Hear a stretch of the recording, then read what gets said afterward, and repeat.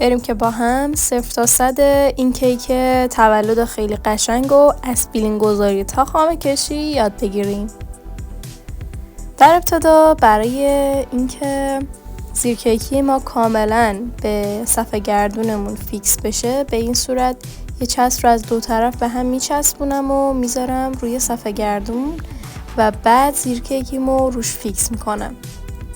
زیر کیکی که استفاده میکنید خیلی مهم هست که اینطوری صاف باشه و لبه‌دار نباشه و خامه کشیتون اینجوری خیلی تمیزتر در میاد.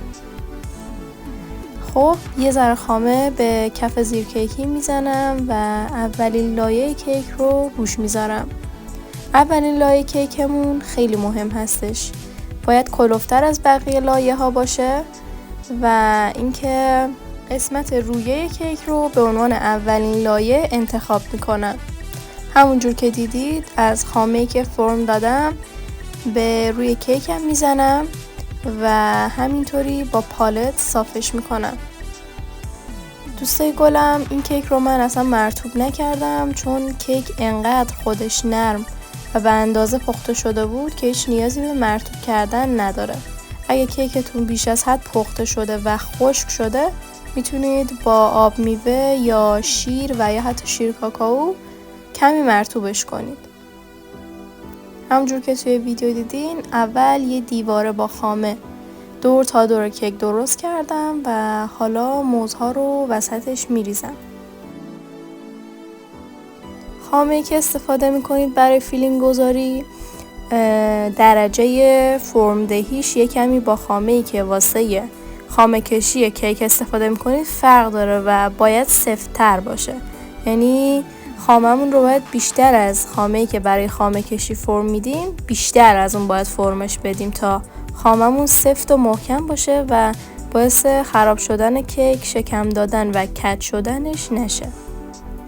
بعد از اینکه موزا رو ریختم وسط کیک، حالا نوبت گردوهاست. هر فیلینگ دیگه‌ای که دوست داشتید میتونید استفاده کنید، مثل شکلات چیپسی، بیسکویت یا هر چیز دیگه‌ای که خودتون دوست دارید.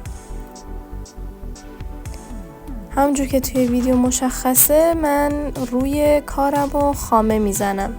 شما میتونید خامتون رو توی این قسمت حتی بیشترم بزنید، بسته به سلیقه خودتون که کیک پرخامه دوست دارید یا کیک کم خامه. من چون کیکمو دوست داشتم کم خامه تر باشه کمتر زدم روشو. لایه دوم رو که گذاشتم همونجور که میبینید اون قسمتی که بین کیک هست رو خامه میگیرم و دوباره روی کیک رو خامه کشی میکنم.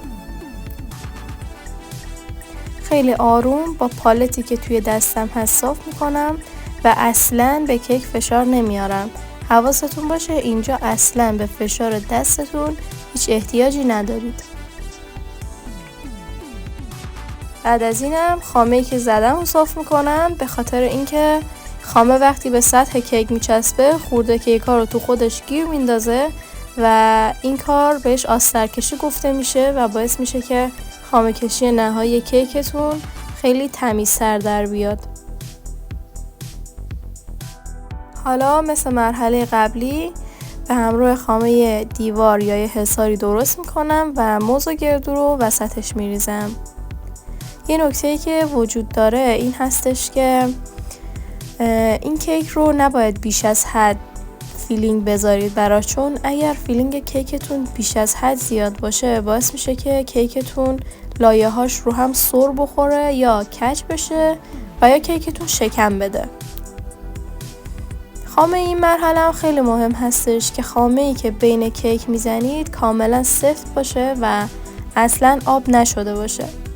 شما میتونید فیلینگتون رو به اندازه بذارید و هر فیلینگی که دوست داشتید مثل آناناس، توت فرنگی یا هر چیز دیگه‌ای بزنید لای کیکتون. دوباره خامه میزنم روی فیلینگ رو و همونجور که میبینید لایه آخر کیک رو میذارم. لایه آخر کیکمون باید از بقیه لایه ها نازکتر باشه و اینکه لایه‌ای که کف قالب هست رو برای روی کیکتون انتخاب کنید تا شکل کیکتون خیلی قشنگ بشه و گوشه هاش خیلی نوک‌تیز و تمیز در بیاد.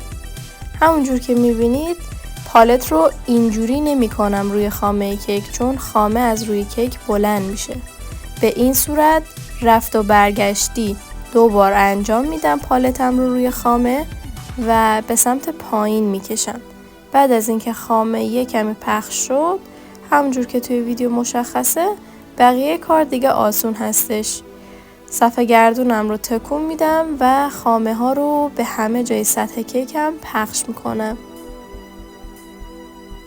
همونجور که قبلش بهتون گفتم، این کار برای این هستش که خورده کیک ها رو خامه توی خودش گیر بندازه و بهش آسترکشی گفته میشه و باعث میشه که خامه کشی نهایی کیکتون خیلی تمیزتر و مرتب‌تر در بیاد.